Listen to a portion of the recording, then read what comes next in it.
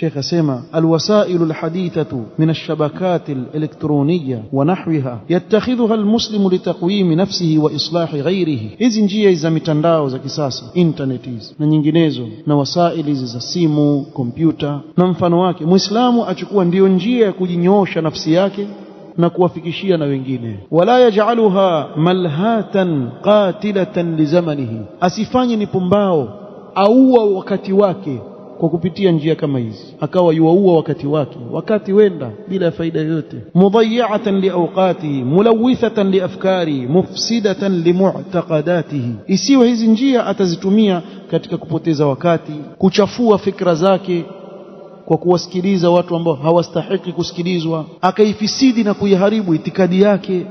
Kwa sababu watu wako namna hiyo, kuna wale wanaonufaika na hizi njia za kisasa na kuna wale ambao ndio sababu ya wao kula hasara. Akakusanya shubuhati za ajabu, wengine wasikiliza mpaka mulhidin, na mtu mpaka akachanganywa akili yake na mulhid mpaka akafikia kusema kuwa hakuna muumba kwa njia hizi, na mwingine akafaidika akawa yuko mbali kabisa kielimu kwa sababu ya kutumia kwa njia sawa. Njia hizi ukizitumia kwa njia sawa basi. Na hapa ndio kuna wito kwa tulabil ilm kuzitumia njia hizi katika kufikisha risala, kufikisha ujumbe wa sawa. Na kila mwenye elimu ya hili jambo, si lazima awe mwana wa chuoni.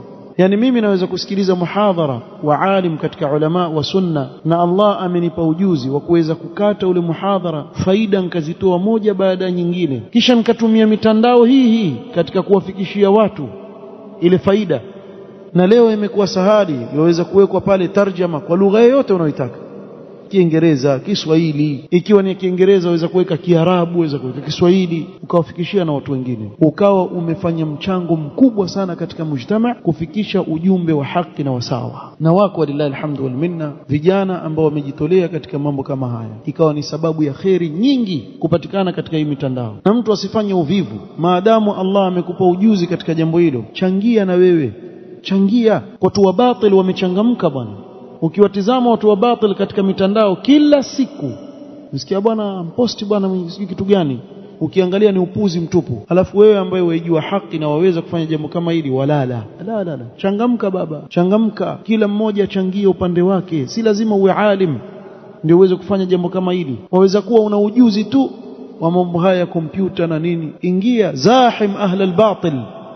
Umemsikia mtu wa batil, kuna clip fulani aeneza shubha, na wewe ushasikia jawabu kwa mwana wa chuoni fulani wa sunna, nenda kangoe kule, weka, rudi mbali huyo mtu mpaka watu wafahamu kuwa ni batili. Lakini wakiachiwa ndio watamba bwana, mara mwisho waje kuzungumza maneno ya kijinga kabisa. Nimemkuta mmoja khurafi, tena mtu mzima, ndevu zote nyeupe, azungumza kuhusu karamat za Abdul Qadir Jailani. Kuna mwanamke asema kutoka Hindu huko India, alikuwa kuna makafiri pale wamsumbua, fastaghatha bi Abdul Qadir Jailani, sayyidina Abdul Qadir Jailani. Asa yule mwanamke wa Kihindi sijui kazungumza Kihindi, kamuita, na Abdul Qadir Jailani yuko kule Iraki kule. Alivyosikia yuaitwa ili afanye msaada, akatoa kiatu chake kimoja akakirusha, kile kiatu kikaenda mpaka kwa yule bwana alikuwa kimuudhi yule mama, kikampiga kiatu toka wapi? Haya, wale waliokuwa kule walijiwaje kiatu kutoka kwa Abdul Qadir Jilani? Sasa baada ya muda wakaja wasafiri kutoka bara Hindi, wakaingia Iraq, wakamletea mpaka kwake kile kiatu chake, wamshukuru bwana, hiki kiatu si nyinyi mlikuwa kule, kwa nini mkumsaidia yule mama? Yani waoga kiasi hicho, mongoja kiatu kitoke huko Iraq. Na wallahi huyu mtu mzima azungumza maneno kama haya, iko kwenye YouTube clip, na watu wamekaa chini, Allahu akbar, Allahu akbar,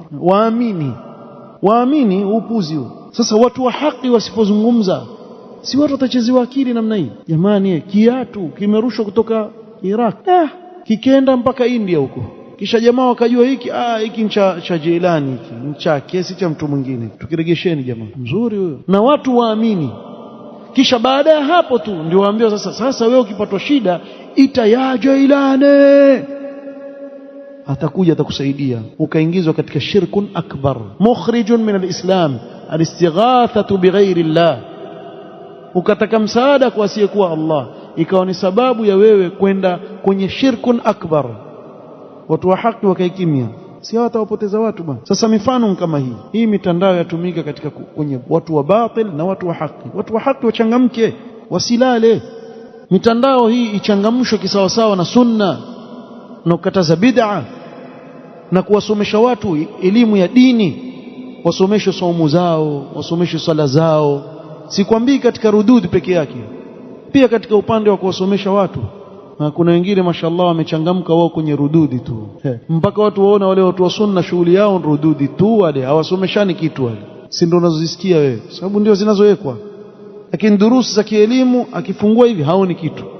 Kumbe watu wamesomeshwa somo, wamesomeshwa swala, wamesomeshwa zaka, wamesomeshwa haji, wamesomeshwa vitu vingi tu, lakini kwa sababu havifiki kwa watu wakao hawaelewi hivyo. Idha raa almar'u min alwasail alhadithati shay'an la yuhmadu falyabta'id anha, ukiona katika hizi njia za kisasa kile ambacho si kizuri, kaa mbali nacho. Fatta'arrudhu limawatin alfitani washubuhati walmuharramat min asbab alwuqu'i fiha, mtu kujiweka katika sehemu za fitan na shubuhat na mambo ya haram ni katika sababu ya kuanguka ndani yake. Ushajua hapa mahali mpabaya, ondoka. Man sami'a bid-dajjal فلينأ عنه، كان برناي. قال شيخ الإسلام رحمه الله: وإذا تعرض العبد بنفسه إلى البلاء وكله الله إلى نفسه. mja akijitia nafsi yake kwenye balaa, basi Allah atamwachia, hatomsaidia, kwa sababu ni yeye mwenyewe aliyejiangusha katika ile balaa. Lakini akijiweka mbali na balaa, na Allah atamsaidia kumweka mbali na fitna na balaa. Kwa ni wangapi ambao waharibika tabia zao, waharibika itikadi zao kwa kupitia hii mitandao? Ukiona kuwa kuna fitna kwako wewe, basi bora jiepushe nayo ili usalimike. Wallahu musta'an. Naktafi bihadha alqadr, wallahu ta'ala a'lam. Subhanakallahumma wa bihamdika ashhadu an la ilaha illa anta astaghfiruka wa atubu ilaik.